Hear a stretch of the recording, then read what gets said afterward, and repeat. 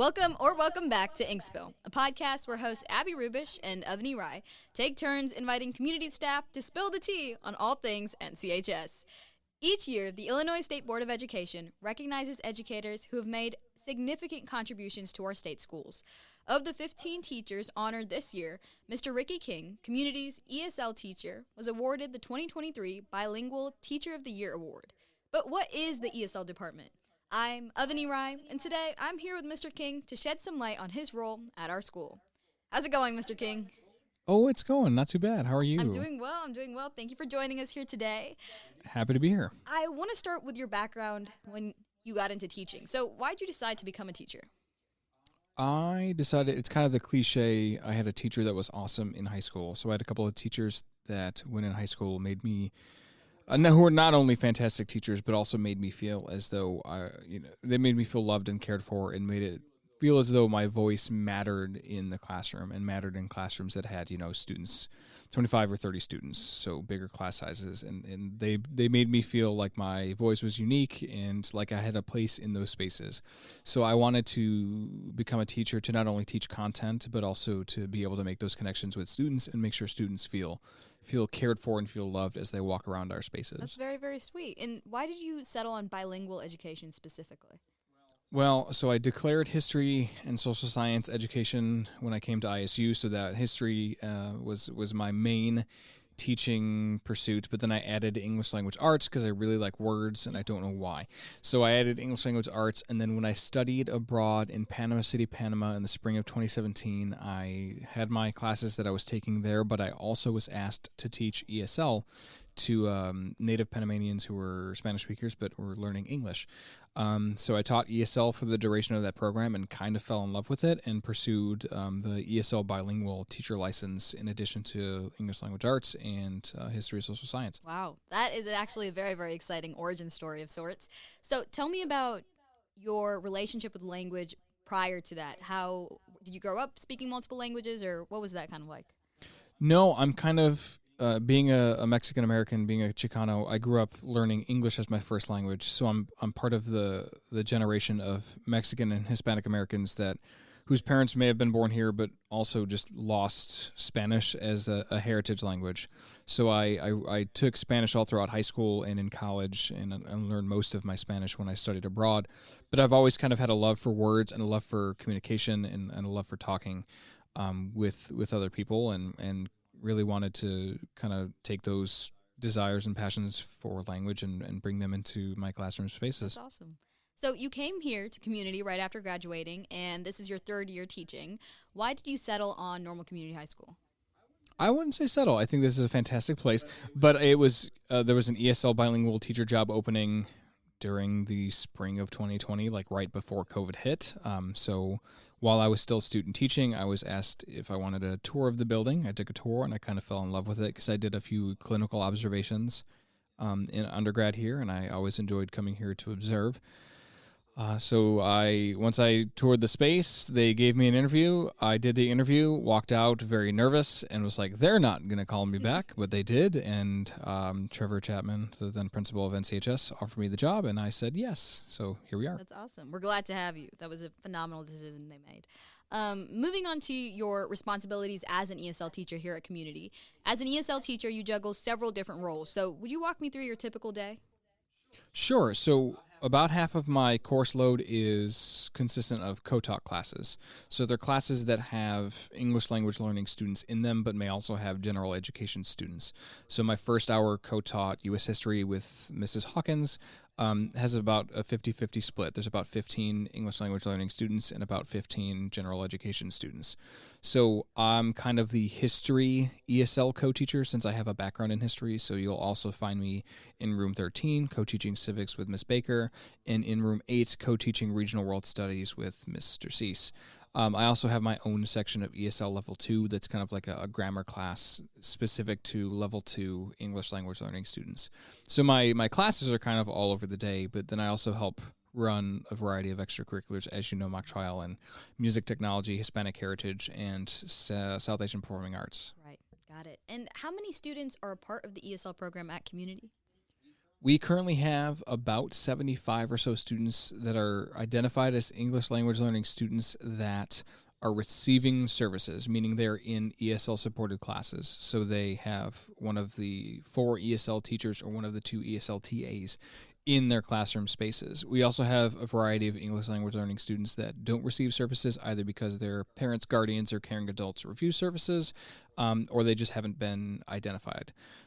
So it's kind of all over the board, but about 75 or so is the number at NCHS that are currently receiving ESL services. And are a majority of these students Spanish speakers, native speakers?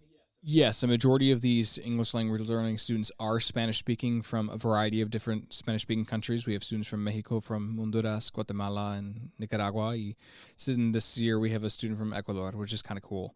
We also have a student from Colombia. We've had students from Colombia in the past. The second biggest ELL population linguistically would be our French speakers, or speakers from the Democratic Republic of the Congo who speak French and Lingala. Are there any other languages that are spoken? There are. Vietnamese, Chinese, and Japanese are kind of our next 3 big ones. And then there's a variety of other languages throughout. And a lot of those other languages usually may come in the form of our English language learning students who have refused services for whatever reasons. Sure. So how do you manage, that's a ton of different languages what you just mentioned. How do you manage all of them, especially given that you might not have a background in some of the languages that your students have? Well, the first thing is Google Translate, because I don't speak French. So I do rely heavily on Google Translate, which 10 years ago would have been a joke and something laughable, but now, given some pretty cool technologies that Google has implemented into its translation software, it's actually pretty nice. It'll translate whole documents fairly accurately, and when using Translate as a communications tool via the app, you can speak into it. It'll translate your voice to text pretty accurately, so you can do it pretty quickly. But also just a lot of the teaching tools and the pedagogical tools that ESL teachers can use when teaching English language learning students, like using visuals whenever possible, embedding color into your activities and assignments. Those work for any language speaker. So I'll rely heavily on visuals and on color and on other sources to teach those speakers of different languages that I don't know. Got it. And now, as an ESL teacher, you work very closely with your students or ELLs. Can you speak a little bit about the challenges that you see those students face at school that might be different from other students? Well, I think the biggest challenge for our English language learning students would be living and learning in 2 worlds. So, the general education student walks into the front doors of NCHS every morning speaking English, and they will go to their classes speaking English, learning in English, and communicating in English, and that's fine. That's great. That's the norm. But for these students, their heritage language is Spanish or French or Vietnamese, Chinese, Japanese, Tagalog, what have you. But they're being asked to navigate English-speaking spaces. So we're asking them to live and to learn in 2 worlds, and I think sometimes there's a culture shock that comes with that maybe we don't see as teachers. So that I think is the biggest challenge for them, is we not only ask them to learn our content across varying disciplines, but we ask them to do it in a language that is not native to them. It's a language that they're still learning. Definitely. And when it comes to this language barrier, how do you as a teacher, how are you able to still connect with your students when you have something as big as language in your way?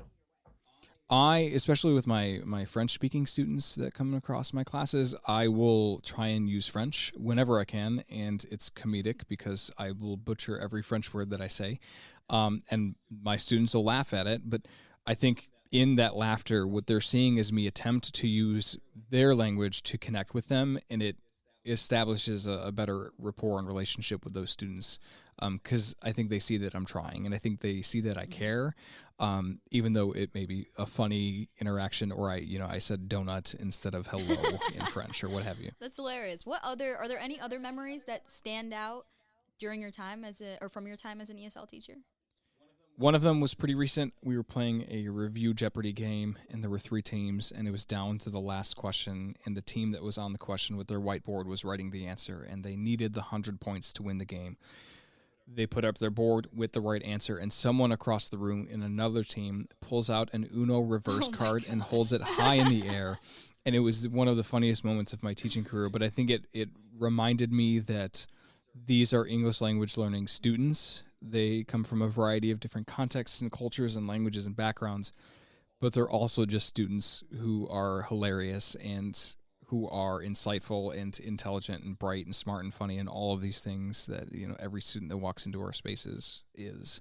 So it was a nice, funny moment, but it was also a moment that reminded me that these are fantastic kids, just like everyone else.